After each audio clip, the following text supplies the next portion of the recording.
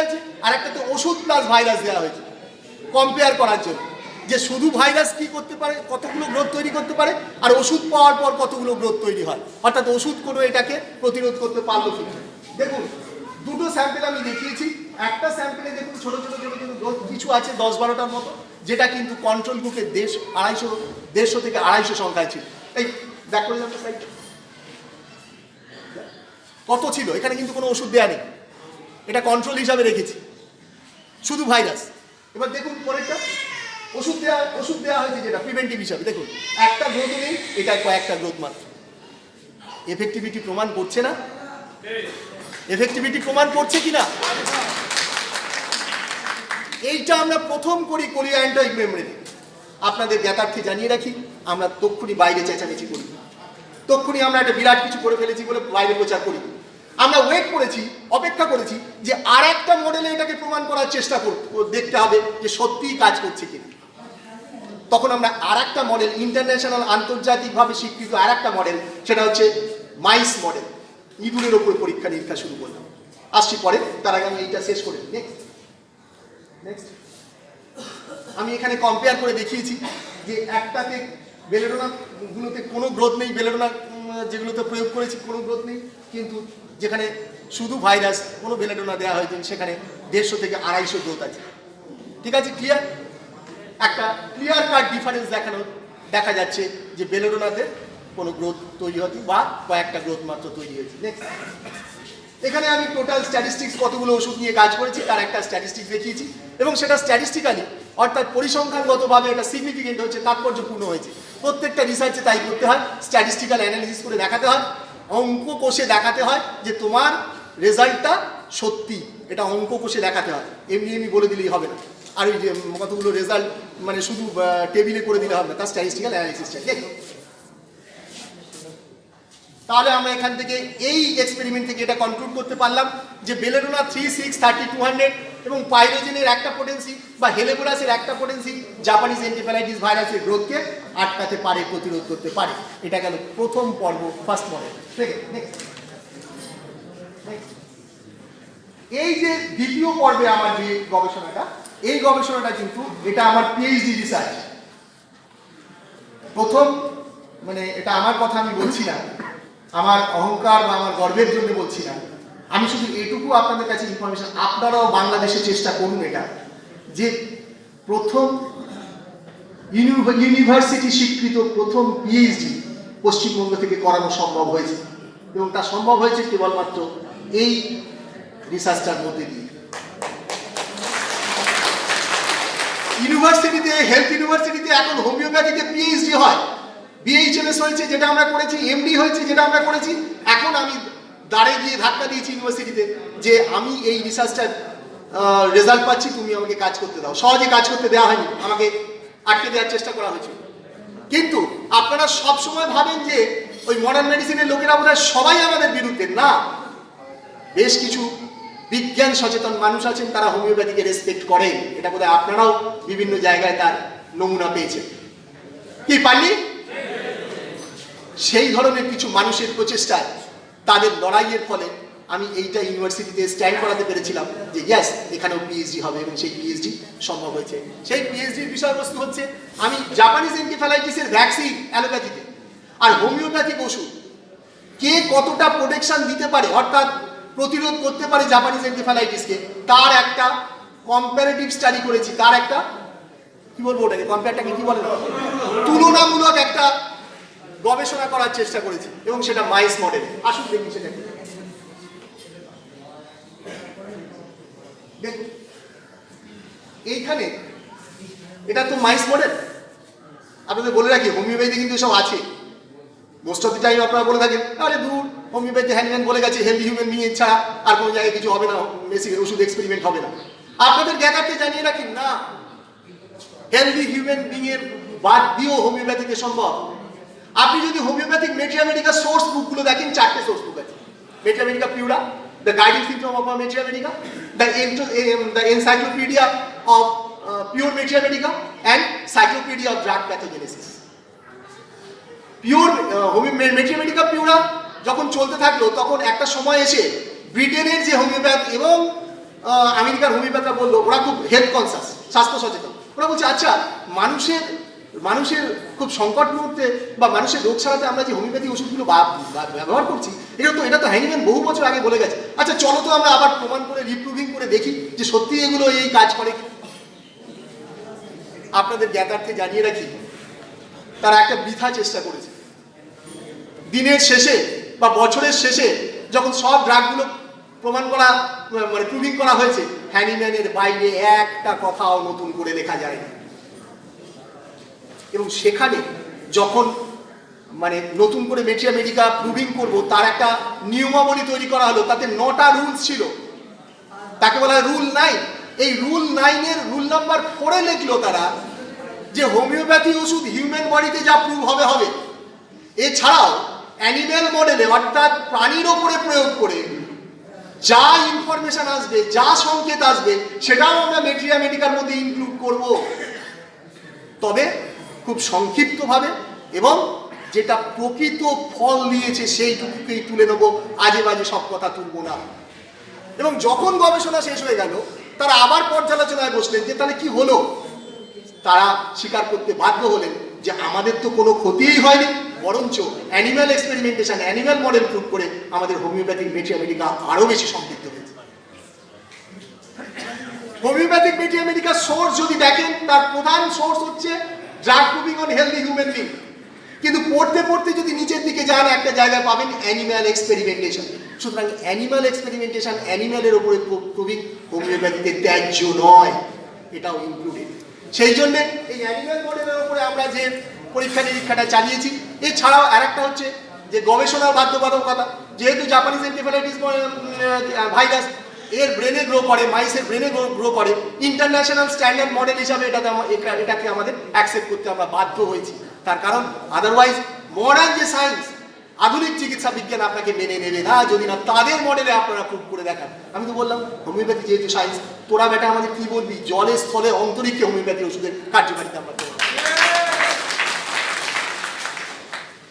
Next, Japanese encephalitis ইঁদুরের মধ্যে কি কেন আমরা নিলাম, তার কারণ মনে রাখবেন। জাপানিজ ইঁদুরের যে ক্রোমোজোম 19, তার সঙ্গে একেবারে সিমিলার হচ্ছে হিউম্যানের ক্রোমোজোম 19।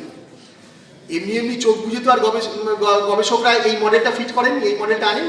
তারা দেখেছেন যে ইঁদুরের মধ্যে যে রোগ যেগুলো তৈরি হয়, সিমটমগুলো, সেটা অনেকটাই হিউম্যান বডির সঙ্গে সিমিলার, একই সাদৃশ্যগত মিল আছে।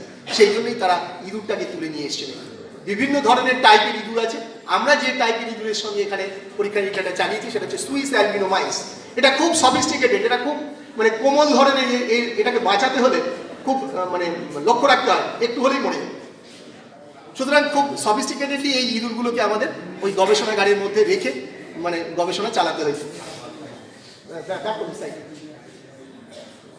এবার আমি একটা একটা করে আসি। দেখুন, প্রথম লেখা রয়েছে ইঁদুরটাকে দেখা যাচ্ছে রাফলিং অফ ফার। রাফলিং অফ ফার মানে কি, ইঁদুরের যে লোমগুলো আছে, জাপানিজ এনকেফেলাইটিস ভাইরাস যদি ইঁদুরের ব্রেনে দিয়ে দেন, মানে ইন্টারসেরিব্রাল, যেখানে সেখানে দেওয়া যায় না, ব্রেন বলতে তো একটা বড় জায়গা, কোথায় দেবো, এই চোখের যে আউটার ক্যান্থাস আর হচ্ছে কানের যে ট্র্যাগাস, এর মিড পয়েন্টে দেবো। এখান থেকে যদি মিড লাইনটা নিই, তার মিড পয়েন্টে দেবো। যেখানে সেখানে দিলে শক হয়ে ইঁদুরটার সঙ্গে সঙ্গে মরে যাবে। আর যেখানে দেওয়া যায় না, ইঁদুরের স্কাল খুব মোটা, দিতে গেলে শক হয়ে মরে যেতে পারে। ওই জন্য এমন একটা মানে খুব নরম জায়গা আছে যেখান দিয়ে আমি যে অ্যানাটমিক্যালি যেটা আমি আপনাদের বললাম, এই জায়গা দিয়ে দিতে হবে। কি তৈরি করে লক্ষণ? রাফলিং অফ ফার, অর্থাৎ লোমগুলো খাড়া হয়ে যায়। তারপর কি হয়? Rounding of the body. তার কারণ আপনারা জানেন যে Japanese encephalitis virus central nervous সিস্টেমে, মানে কেন্দ্রীয় স্নায়ুতন্ত্রে গিয়ে কাজ করে। এছাড়া আর কোথায় কাজ করে? বাংলায় বলে, ইংরেজিতে আমরা বলি স্পাইনাল কর্ড, বাংলায় বলে সুষুম্না কাণ্ড। স্পাইনাল কর্ডের উপরে কাজ করে। তার সেন্ট্রাল নার্ভাস সিস্টেম নেমে আসছে স্পাইনাল কর্ড। এই জায়গায় জাপানিজ এনকেফেলাইটিসের ইনফেকশনটা হয়, এবং ইনফেকশনটা হয়ে এই জায়গাতে সে সিমটম, মানে এই জায়গাতে মেনলি সে তার প্যাথোলজিটা তৈরি করে, তার মানে রোগটা তৈরি করে, এবং সেই রোগটা তখন সারা শরীরে তার সিমটমের মাধ্যমে আমরা সেটা বুঝতে পারি। নেক্সট হচ্ছে আই কালার চেঞ্জ। এমনি নর্মালি এই সুইস অ্যালবিনো মাইসের কালারটা, আই কালারটা হচ্ছে পিঙ্ক কালারের, কিন্তু জাপানিজ এনকেফেলাইটিস রোগটা যখন হয় তখন ওর কালারটা চেঞ্জ হয়ে অরেঞ্জ কালার হয়ে যায়। আর লাস্টলি হচ্ছে paralysis of the hind limb and finally death. Hind লিম্বগুলো মানে পেছনের পাকে বলে হাইন্ড লিম্ব, এটা একমাত্র কডেট, যাদের ওই ল্যাজ আছে তাদের ক্ষেত্রে হয়। এই কডেটদের ক্ষেত্রে হাইন্ড লিম্ব প্যারালিসিস হয়ে যায়। এবার আপনি দেখুন গবেষণাগারে আমরা যে ইঁদুরের যে রোগের যে অবস্থানটা পেয়েছি সেটা কেমন। উপরে ফার্স্ট স্লাইডটার উপরে ক্লিক করুন, এটা একটা ভিডিও আছে।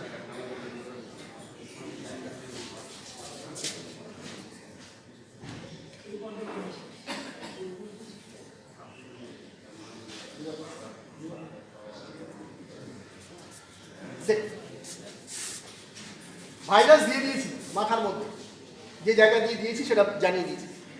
এইবার দেখুন কি অবস্থা। Irritability one of the symptoms of the Japanese encephalitis, অর্থাৎ পেশেন্ট মানুষও ইরিটেবল হয়ে যায়, তখন কিছু ভালো হয় না। কেউ যে বাচ্চাটা জাপানিজ এনকেফালাইটিস হয়েছে না, আপনি তাকে হাত দিতে গেলে আপনাকে ছটকে সরিয়ে দিচ্ছে। ইরিটেবিলিটি। নেক্সট এটা উপরটাকে স্টপ করুন।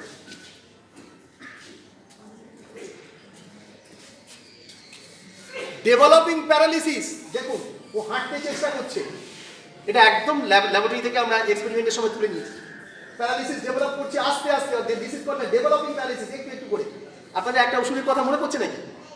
হোমিওপ্যাথি ওষুধের কথা, ডেভেলপিং প্যারালিসিস,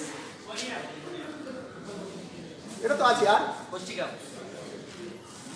আর মনে রাখবেন আমাদের পরম শ্রদ্ধেয় ডক্টর রবীন বর্মন বলে থাকেন, বাবা হোমিওপ্যাথি যখন রোগ সারাতে যাচ্ছ, রোগের ওপরে যেন তোমার দখল থাকে, রোগের ওপরে যেন তোমার দখল থাকে, তবে তুমি হোমিওপ্যাথি প্রেসক্রিপশন। এমনি এমনি বলেন না, উনি বলেন দেখে নিয়েছেন যে রোগ সম্পর্কে যদি সঠিক জ্ঞান না হয় তাহলে হোমিওপ্যাথি ওষুধও ভালো প্রেসক্রিপশন করা যায় না। আপনারা যেখানে আছেন রোগ সম্পর্কে ভালো করে জ্ঞান তৈরি করার চেষ্টা করুন। হেলিবুরাস বলে একটা ওষুধ আছে। এই যে ডেভেলপিং প্যারালিসিস, আমি আমার তৃতীয় পর্বে গিয়ে বোঝাবো, এখন সবটা বলছি না। এই যে ডেভেলপিং প্যারালিসিস, এই প্যারালিসিসটা ডেভেলপ করছে, তার কারণ কি? তার কারণ হচ্ছে ব্রেনের মধ্যে এফিউশন, জল জমতে শুরু করেছে। ওই জল জমে ইডিমা তৈরি করেছে। ইডিমা বাংলায় কি বলেন আমি জানি না। এই ইডিমাটা যে ব্রেন সেলসগুলো, নার্ভ সেলসগুলো আছে তাকে কম্প্রেস করছে, তাকে চাপ দিচ্ছে, দিয়ে সিমটম বানাচ্ছে কি না এই ডেভেলপিং প্যারালিসিস, অর্থাৎ আস্তে আস্তে আস্তে আস্তে ওটা প্যারালিসিস ডেভেলপ করছে। তাহলে ইঁদুরের মধ্যে এই ধরনের সিমটম তৈরি করতে পারে Japanese encephalitis virus. Next slide. এখানে দেখুন আমরা কতগুলো অপশন নিয়েছি। অপশন মানে কতগুলো ব্যবস্থার মধ্যে দিয়ে পরীক্ষা চালিয়েছি আমরা। এই যে ইঁদুরের খাঁচাগুলো একে বলে কেজ। কেজ মানে তো জানেন, কেজ মানে খাঁচা। এই খাঁচার মধ্যে ইন্টারন্যাশনাল স্ট্যান্ডার্ড রুলস অনুযায়ী আইদার প্রতিটা খাঁচায় 6টা করে কিংবা 8টা করে ইঁদুর নিতে হবে। প্রতিটা খাঁচায় 6টা করে, এটা হচ্ছে ইন্টারন্যাশনাল স্ট্যান্ডার্ড। হয় 6টা নেবেন নাহলে 8টা নেবেন। এইবার কতগুলো অপশানে নিয়েছি। একটা গ্রুপকে কোনো ওষুধ দিইনি, শুধু ভাইরাস দিয়েছি, ভাইরাস ব্রেনে দিয়ে দিয়েছি। একটা গ্রুপকে প্রিভেন্টিভে আগে বেলেডোনা 200 7 দিন ধরে টানা খাইয়ে দিয়েছি, মুখ দিয়ে ওরালি খাইয়ে দিয়েছি ইঁদুরগুলোকে। আর একটা গ্রুপকে ভাইরাস দিয়েছি 3 দিনের মাথায় যখন রোগ তৈরি হয়েছে তখন বেলেডোনা 200 2টো ডোজ দিয়েছি। আর একটা গ্রুপকে জাপানিজ এনকেফালাইটিস ভ্যাকসিন ইন্ট্রাপেরিটোনিয়ালি পেটে ইঞ্জেকশন করে দিয়ে দিয়েছি। আর একটা গ্রুপকে ভাইরাস দিয়েছি, সঙ্গে সঙ্গে হোমিওপ্যাথিক মেডিসিন বেলেডোনা দিয়েছি। তাহলে বোঝা গেল কি কি করলাম এক্সপেরিমেন্টটায়। প্রথমটায় দিলাম শুধু ভাইরাস, সেখানে কোনো ওষুধ নেই। দ্বিতীয়টা প্রিভেন্টিভ স্টাডি করার জন্য 7 দিন ধরে বেলেডোনা খাওয়ালাম, ঠিক আছে। তারপরে ভাইরাস চ্যালেঞ্জ দিলাম। তৃতীয়টায় কি করলাম? প্রথমে ভাইরাস চ্যালেঞ্জ দিয়ে, দ্বিতীয়টায় কি করলাম? ভ্যাকসিন দিলাম, অ্যালোপ্যাথিক ভ্যাকসিন। এখানে 2 নম্বর, একটা 2 3 নম্বর না, এখানে 3 নম্বরটা। 1 নম্বরটা কন্ট্রোল, 2 নম্বরটা বেলেডোনা গ্রুপ, 3 নম্বরটা হচ্ছে 2 নম্বর। 1 নম্বরটা কন্ট্রোল, 2 নম্বরটা বেলেডোনা গ্রুপ, 1 নম্বরটা ওইটা কন্ট্রোল, 1 নম্বরটা বেলেডোনা গ্রুপ মানে প্রিভেন্টিভ, 2 নম্বরটা হচ্ছে এখানে ভ্যাকসিন গ্রুপ, যাদেরকে ভ্যাকসিন দিয়েছি। 3 নম্বরটা হচ্ছে কিউরেটিভ গ্রুপ, আগে ভাইরাস দিয়েছি তারপরে দিয়েছি, আগে ভাইরাস দিয়েছি তারপরে বেলেডোনা দিয়েছি। আর 4 নম্বরটা হচ্ছে সাইমালটেনিয়াস, একই সঙ্গে ভাইরাস এবং বেলেডোনা দিয়েছি। দেখুন কি রেজাল্ট হয়। হ্যাঁ কি দিয়েছি? আন্তর্জাতিক যে মাপ আছে তাকে আমরা বলি কত ডোজ ভাইরাসের ইউজ করেছি। LD50 dose. কেন LD50 ডোজ দিলাম? এটা একবার লিথাল ডোজ 50%। লিথাল মানে তো বোঝেন, লিথাল মানে হচ্ছে যেটা ক্ষতি করে দেয়, যেটা মেরে ফেলতে পারে মানুষকে।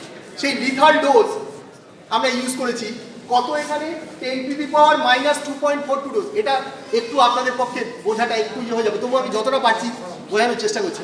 অ্যাকচুয়ালি লিথাল ডোজ যে ডোজটা আমরা ইউজ করি, এটা একটা বিশেষ পদ্ধতির মাধ্যমে এই ডোজটাকে ফিট করি। তার কারণ যদি ভাইরাস খুব ক্রুড ডোজে ইউজ করেন তাহলে সব মরে যাবে, কন্ট্রোলও মরে যাবে, এক্সপেরিমেন্টও মরে যাবে। তাহলে বুঝবেন কি করে রেজাল্ট? তাহলে এমন একটা ডোজকে ইউজ করতে হবে, স্ট্যান্ডার্ড ডোজকে, যে ডোজে 50% যতগুলো মাইস নিয়েছি, ইঁদুর নিয়েছি, তার 50% মরবে আর 50% বেঁচে থাকবে। সেটা হচ্ছে কন্ট্রোল। তার পার্সপেক্টিভে, তার রেসপেক্টে অন্যগুলোতে কত বাঁচছে কত মরছে সেটা দেখবে। বোঝা গেল? বোঝা গেল? না বললে আবার বলুন। হ্যাঁ, কিছু বলবেন?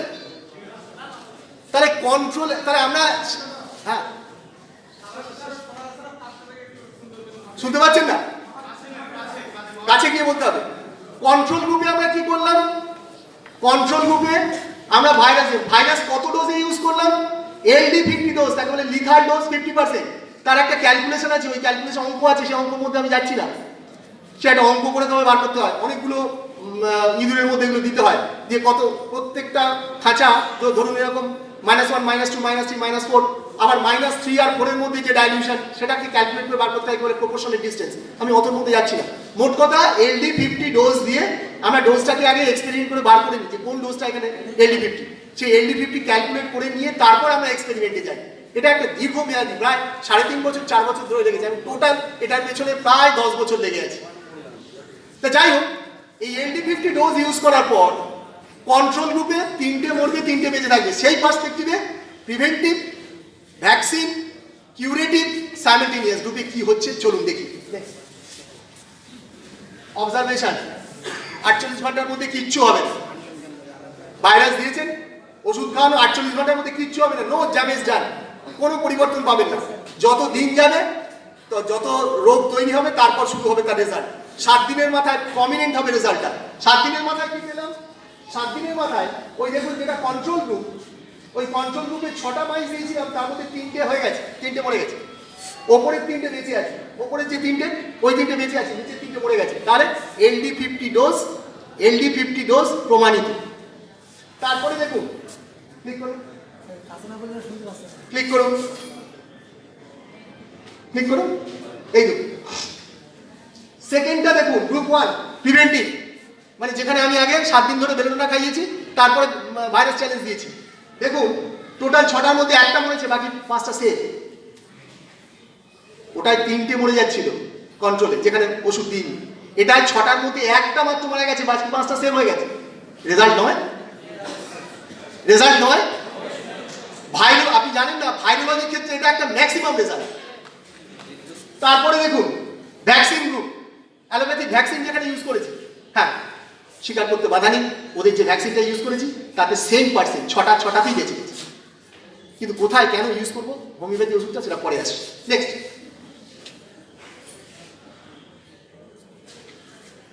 30 দিনের মাথায় গিয়ে দেখুন, কিউরেটিভটা ইয়েটা এখান থেকে বলে দিচ্ছি। 30 দিনের মাথায় গিয়ে দেখুন কি দাঁড়ালো, সব মরে টরে তো গেল, গিয়ে কি দাঁড়ালো? কন্ট্রোল গ্রুপে 6টার মধ্যে 3টে বাঁচলো, প্রিভেন্টিভ গ্রুপে 6টার মধ্যে 5টা বাঁচলো, ভ্যাকসিন গ্রুপে 6টার মধ্যে 6টা বাঁচলো, কিউরেটিভ গ্রুপে যেটা প্রথমে ভ্যাকসিন দিয়েছি, তারপর ভাইরাস দিয়েছি, বেলেডোনা দিয়েছি, প্রথমে ওষুধ দিয়েছি, প্রথমে ভাইরাস দিয়েছি, তারপরে 3 দিনের মাথায় ওষুধ দিয়েছি, সেটা 6টার মধ্যে 4টে বাঁচলো, 2টো মরলো। আর যেটা একই সঙ্গে ভাইরাস এবং ওষুধ দিয়েছি, সেটা কোনো কাজ করলো না। কারণ কি? কেউ আমাকে শোনাবেন কেন একই সঙ্গে ওষুধ আর ভাইরাস দিয়েছি, তারপর সঙ্গে সঙ্গে ওষুধ দিয়েছি, কেন কাজ করলো না? কারণ হচ্ছে হোমিওপ্যাথিক ওষুধ পোটেন্টাইজ ডাইনামিক মেডিসিন সব সময় কাজ করে on the basis of symptom similarity, অর্থাৎ সাদৃশ্য নীতির উপরে ভিত্তি করে কাজ করে। রোগ হয়েছে, শরীরের মধ্যে ওষুধটা ঢুকে সে যদি সিমিলার অ্যাটিটিউড, সিমিলার পজিশন পায়, তবে কাজ শুরু করবে, না হলে সেই ইনঅ্যাক্টিভ, নিষ্ক্রিয় হয়ে যাবে। জাপানিজ এনকেফ্যালাইটিসের মধ্যে প্রথম সিমটম শুরু হয় ভাইরাস দিলে 3 দিনের মাথায়। আর আমি কি করেছি? যখনই ভাইরাস দিয়েছি সঙ্গে সঙ্গে ওষুধ দিয়েছি, ওষুধ শরীরে ঢুকেছে, কাজ করার জায়গায় খুঁজে পেল না, নিষ্ক্রিয় হয়ে গেল। এই জন্যে এইটায় ওষুধ কোনো কাজ করলো না। বুঝতে কোনো অসুবিধা হলো? এটা রেজাল্ট, আমি জাস্ট রেজাল্টটা পড়ে যাবো, নাহলে আপনারা বোর হয়ে যাবে। রেজাল্ট দেখুন, কন্ট্রোল গ্রুপে আমরা 71টা ইঁদুরের ওপরে পরীক্ষা নিরীক্ষা চালিয়েছিলাম, তার মধ্যে 42টা সার্ভাইভ করে গেছে, 29টা মারা গেছে। পার্সেন্টেজে একটা হচ্ছে 59.15, ওটা হচ্ছে সার্ভাইভ, আর 40.84, মানে হচ্ছে টুয়ার্ডস 50%, মানে 41%, মানে সেটা 50%-এর দিকে। এই জন্য এটা LD50 কে কভার করছে। ভ্যাকসিনেটেড 42টা দেওয়া হয়েছিল, 42টাই সেভ হয়ে গেছে, কোনো ডেথ হয়নি। বেলেডোনাতে 59টা দেওয়া হয়েছিল, তার মধ্যে 51টা বেঁচে গেছে। কত কত সাকসেস রেট? 86.44%। একটা ওষুধ যদি 50%-এর ওপরে এফেক্টিভিটি দেয়, সক্রিয়তা দেয়, অ্যালোপ্যাথরা বাজার ফাটিয়ে ফেলে। আপনার হোমিওপ্যাথি ওষুধ কত দিয়েছে? 86.44। আপনি ফাটাবেন না বাজার? পাশাপাশি নেক্সট স্লাইড, এটা হচ্ছে কিউরেটিভ গ্রুপ, যেখানে আমি প্রথমে ভাইরাস দিয়ে দিয়েছি, 3 দিন পরে ওষুধ দিয়েছি। কি দাঁড়াচ্ছে? কন্ট্রোলে 36টা, 19টা, 17টা, প্রায় LD50। ভ্যাকসিনে দেখি 24টা ভ্যাকসিন দিয়েছি। ভ্যাকসিন কখনো কিউরেটিভ হয়? অ্যালোপ্যাথিক ভ্যাকসিন শুনেছেন কোনোদিন? রোগ হয়ে যাওয়ার পর ভ্যাকসিন দিচ্ছে, তাই না? তো তাহলে কি হলো? ভ্যাকসিন কাজ করলো না। তাহলে কি হলো? LD50টাই প্রমাণ হয়ে গেল ভ্যাকসিন কাজ করেনি, ভাইরাসই যা মারা মেরে দিয়েছে, 50-50 করে দিয়েছে। এবার আসুন বেলেডোনা 200। বেলেডোনা 200 দিয়ে কি দেখা গেল? 26টা 10টা। কত সাকসেস রেট এলো কিউরেটিভে? 72.2%। আর কত এলো ডেথ রেটে? 27.8%। আপনারা আমাকে একটা কোশ্চেন করতে পারেন, ওখানে 86 হলো, এখানে 72 হয়ে গেল কেন? প্রশ্ন করতে পারেন তো? খুব সঙ্গত প্রশ্ন তো। 86 থেকে 72 নামলো, তার কারণ দেখুন স্যাম্পল সাইজটা ছোট। মাত্র 36টা মাইসের ওপরে আমাকে এথিক্যাল কমিটি কাজ করার সুযোগ দিয়েছে। বলছে আরে বাবা, তোমার ওষুধ প্রমাণিত হয়ে গেছে, তুমি আর মাইস নষ্ট করো না। এথিক্যাল কমিটি মানে ইয়ে করছে তোমার, আমাকে ছেড়ে দিতে বাধ্য হতে হয়েছে। 36টা দিয়ে আমার প্রমাণ করতে পেরেছি 72%। আমাকে যদি স্যাম্পল সাইজটা বাড়াতে দিত, আরো যদি আরো কয়েকটা স্যাম্পলে এক্সপেরিমেন্ট করতে পারতাম, তাহলে আমি ওই 86তেই পৌঁছে যেতাম কিউরেটিভ। পারতাম না? তার কারণ এটা একটা অ্যাভারেজ রেজাল্ট। ঠিক আছে, নেক্সট সাইমালটেনিয়াস একই সঙ্গে দিয়েছি। রেজাল্ট দেখুন, কন্ট্রোলে 24, 14, 10, ভ্যাকসিনে 24, 4 আর 83, এই 4 আর 20। আপনাদের মনে প্রশ্ন রাখছে না, কি রে বাবা ভ্যাকসিন দেওয়ার পরে এত মরে গেল কেন? যদি ভ্যাকসিন নাই কাজ করবে, তাহলে বড় জোর কি হবে? LD50টা তো প্রমাণ করবে। 3টে হতো, 50-50 হতো। বাবারে, এখানে তো মারা গেছে 83%। কেন হলো? জেনে রাখবেন, ভাইরাস যেটা মাথায় দিয়ে দিয়েছি ইঁদুরের, সেটা হচ্ছে লাইভ এবং খুব স্ট্রং ফ্যাটাল ভাইরাস, ও মানুষকে মেরে দিতে পারে। এরকম একটা ভাইরাস আমরা ইনজেক্ট করেছি, আর তার সঙ্গে কি হচ্ছে? আমরা ভ্যাকসিন চালিয়েছি। ভ্যাকসিনটা কি? এটাকে বলা হয় লাইভ অ্যাটিনিউয়েটেড ভ্যাকসিন, মানে তার মধ্যে জীবন্ত ভ্যাকসিন মানে জীবন্ত ভাইরাস আছে, বাট কম পরিমাণে, একটু অ্যাটিনিউয়েটেড ফর্মে, কিন্তু সেটাও জীবন্ত। তাহলে আগে একটা ভাইরাস দিয়েছিলাম, তার মধ্যে জীবন্ত ভাইরাস, তার একটা এফেক্ট, আবার পাশাপাশি আর একটা ঠেলে দিলাম ভ্যাকসিন, তার মধ্যে ভাইরাস, দুটো মিলে ডেথ রেটটাকে আরও বাড়িয়ে দিল। 50 মিলে মানে LD50 কেউ ক্রস করে গিয়ে বেশি ইঁদুরকে মেরে দিল। বোঝাতে পারলাম কেন বেশি মারা গেল? নেক্সট পয়েন্ট হচ্ছে বেলেডোনা। নেক্সট পয়েন্ট হচ্ছে বেলেডোনাটা দেখা। বেলেডোনার ক্ষেত্রে দেখুন 200 সাইমালটেনিয়াস দিয়েছি তো, কি দেখতে পাচ্ছেন রেজাল্ট? আপনারা বলুন, আমি বলবো না। 50-50। কেন 50-50? কেন 50-50? কেন কাজ করলো না ওষুধ? একই সঙ্গে দিয়েছি, এই তো বললাম, জায়গা পায়নি কাজ করে। অর্থাৎ রোগ তৈরি হলে তবে তো ওষুধের কাজ। ওষুধ শরীরে ঢুকে গিয়ে দেখলো, দূর বাবা, এখানে তো কেউ নেই, এখানে কোথায় আমি কাজ করবো? ওষুধ নিষ্ক্রিয় হয়ে গেল। তাহলে কি কাজ করলো? ভাইরাসটাই এই 50-50 যা মেরে দিয়ে চলে গেল। নেক্সট, এটা আমি একটা কম্পারেটিভ স্টাডি ছিল বলে এটা আমি একটা কম্পেয়ার করে দেখিয়েছি। বিভিন্ন ডেথ রেটগুলো, 3টে যে সেক্টর, প্রিভেন্টিভ, কিউরেটিভ এবং সাইমালটেনিয়াসলি, আমি বিভিন্ন ওই রেজাল্টটাকে জাস্ট এখানে সাজিয়ে দিয়েছি, গ্রাফে সাজিয়ে দিয়েছি। নেক্সট, এই রিসার্চটা তাহলে কি হলো? মাইস মডেলে বেলেডোনা 200 অকুপান্টের কার্যকারিতা প্রিভেন্টিভে এবং কিউরেটিভে প্রমাণিত হলো কি হলো না? সবাই স্যাটিসফাইড নাকি আরো চেঁচাতে হবে, আমাকে বলতে হবে? স্যাটিসফাইড? বোঝা গেছে, মাথার মধ্যে ঢুকে গেছে? এই যে গবেষণা, এই গবেষণা শুধুমাত্র আন্তর্জাতিক যে নিয়মাবলী ফলো করে আমরা প্রমাণ করার চেষ্টা করছি। তোমরা আন্তর্জাতিকভাবে যে মডেলে করো, আমার হোমিওপ্যাথি পোটেন্টাইজড মেডিসিনও একই মডেলে কাজ করে তোমাকে দেখাতে সক্ষম। তুমি বেশি কথা বলো না। আমি প্রশ্ন আসবো, আমার বলাটা শেষ করে নিই, প্রশ্নে আসবো, প্রশ্নটা রেডি রাখো। নেক্সট পর্ব 3, তৃতীয় পর্ব। এই কাজটা এখন রিসেন্ট আমরা শেষ করলাম, অলরেডি এটা আন্তর্জাতিক গবেষণাপত্র প্রকাশিত হয়ে গেছে। এইটা মলিকিউলার লেভেলে, ওরা খুব মলিকুলার বায়োলজি বলে খুব চেঁচায়, আমাদেরকে একটু ভরকে দেয়, হোমিওপ্যাথি একটু ভরকে দেওয়ার চেষ্টা করে। আমরা বললাম আরে বাবা তোমার মলিকুলার লেভেল আছে, চলো আমি যাচ্ছি আমার বেলেডোনা নিয়ে, তোমার কত মলিকুলার লেভেল আছে আমরা একটু দেখতে চাই। তা বেলেডোনা নিয়ে হাজির হয়ে গেলাম, ওই মলিকুলার লেভেল কি করলাম, যে ইঁদুরগুলো বেঁচে রইল সেই ইঁদুরগুলোর ব্রেনটা নিয়ে নিলাম, ওরা যা করে ব্রেনটা নিয়ে নিলাম। ব্রেনটা নিয়ে দিল্লিতে গুরগাঁওতে একটা ট্রান্সেন্ডেন্টাল মলিকুলার বায়োলজি খুব নামি একটা ভাইরোলজি ল্যাবরেটরি, সেখানে পাঠালাম। আর একটা আমরা ট্রপিক্যালে করলাম। তার কারণ হচ্ছে, নাহলে বলবে তোমরা ট্রপিক্যালে সব নিজেদের মতো করে রেজাল্ট বানিয়ে নিয়েছো। ঠিক আছে বাবা, তোমাদের যে বড় বড় ইনস্টিটিউটগুলো আছে সেখানে আমরা এক্সপেরিমেন্টের ফলাফলটা তোমাদের কাছে পাঠিয়ে দিচ্ছি, তোমরা অ্যানালিসিস করে রেজাল্ট দাও। অ্যানালিসিস করে কি রেজাল্ট এলো, দুজনের সেম। দেখুন কি হচ্ছে, দেখুন প্রথমটায় জাপানিজ এনকেফালাইটিস ভাইরাস, কিসে মাপা হলো, এই আগে স্লাইড চালাও, এই আগে স্লাইড।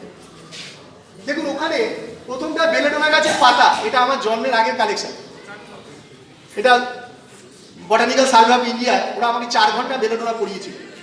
বেলেডোনা গাছটা কি, কেন, তার অ্যালকোলয়েড কি আছে, তার সায়েন্স কি। ওখানকার যে ডেপুটি ডাইরেক্টর তিনি আমাকে সাহায্য করেছেন রিসার্চ, কারণ ট্রপিক্যাল লিখে দিয়েছিল যে আমাদের রিসার্চ স্কলার যাচ্ছে, ওকে একটু পড়িয়ে দিই। ওই বেলেডোনা গাছটা 1900 আমার ইয়ের আগে, প্রায় 1957, আমার জন্মের অনেক আগে। আর একটা দেখুন মেশিন দেখাচ্ছি, ওই মেশিনটা হচ্ছে PCR, তাকে বলা পলিক্রোম্যাটিক চেইন রিয়াকশন। এটা নিয়ে ওরা খুব বাজার ফাটায়, ভাইরোলজির লোকেরা, ভাইরোলজির খুব বাজার ফাটায়, অ্যালোপ্যাথির লোকেরা। সেই মেশিনটা দিয়ে ওরা ওদের সব ভাইরাসের টেস্ট করে। তা আমরা বললাম ঠিক আছে বাবা, তুমি আমাকে যে হাঁড়ি কাঠে চাপাবে ওই হাঁড়ি কাঠেই আমি চাপবো, চলো তোমার কি মডার্ন ইনস্ট্রুমেন্ট আছে যাই। তা ওখানে গিয়ে আমরা ওর ব্রেনগুলো এক্সপেরিমেন্ট করলাম। ব্রেনটা দেখুন, ওটা আমার হাতের লেখা, ব্রেনটা দেখুন ভেতরে ভাসছে, এটা ফরম্যালিনের মধ্যে এই ব্রেনটা নেওয়া আছে।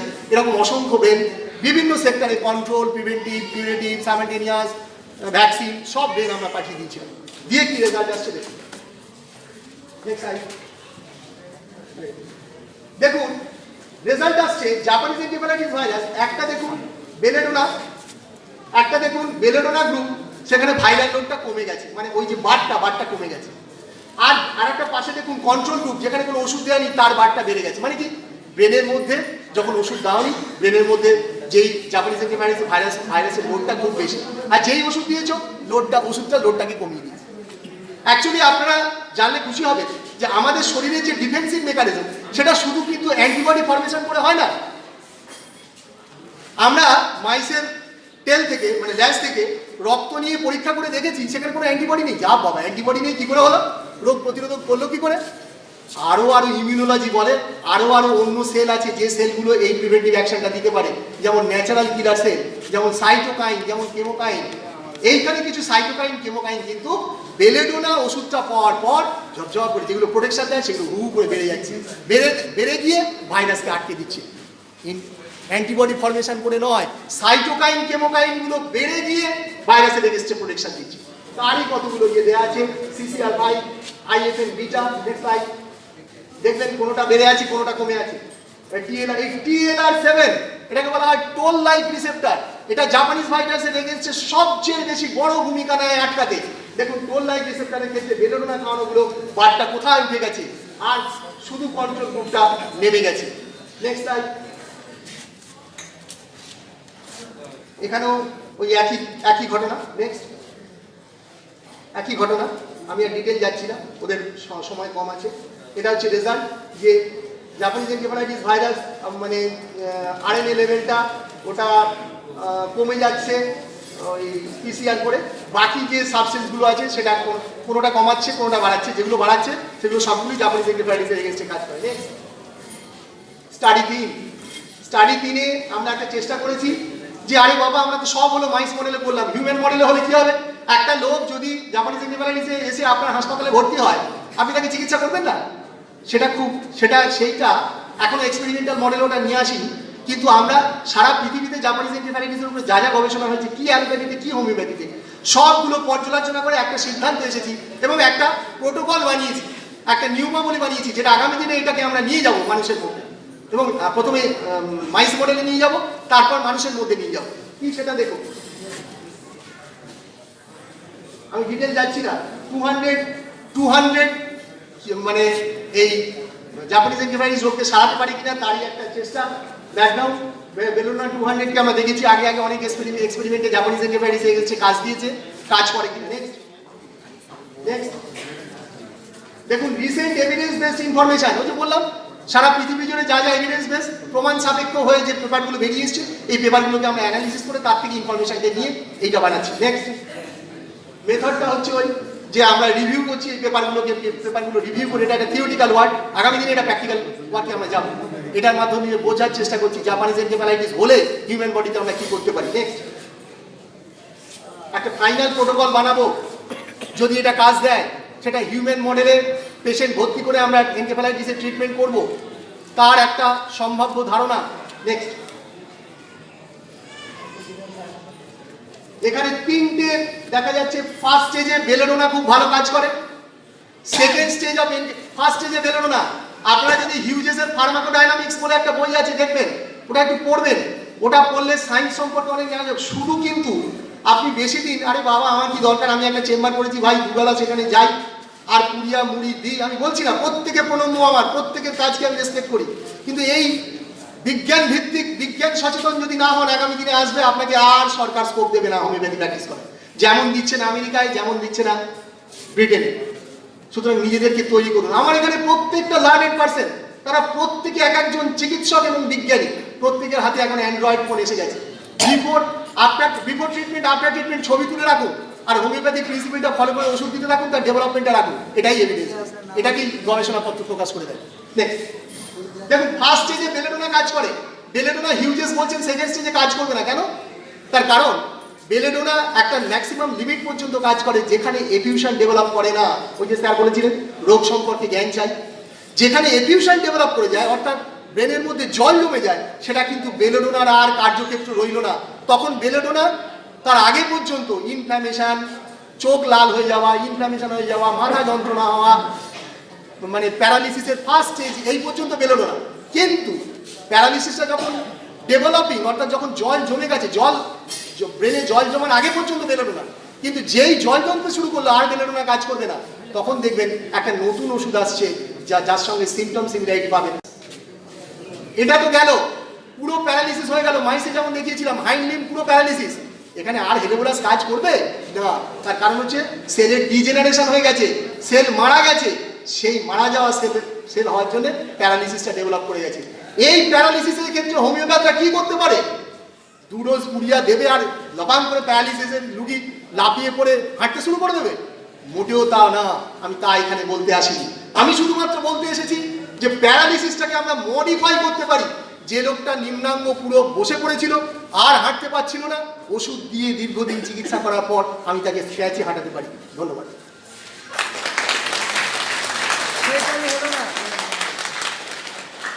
ধন্যবাদ স্যারকে।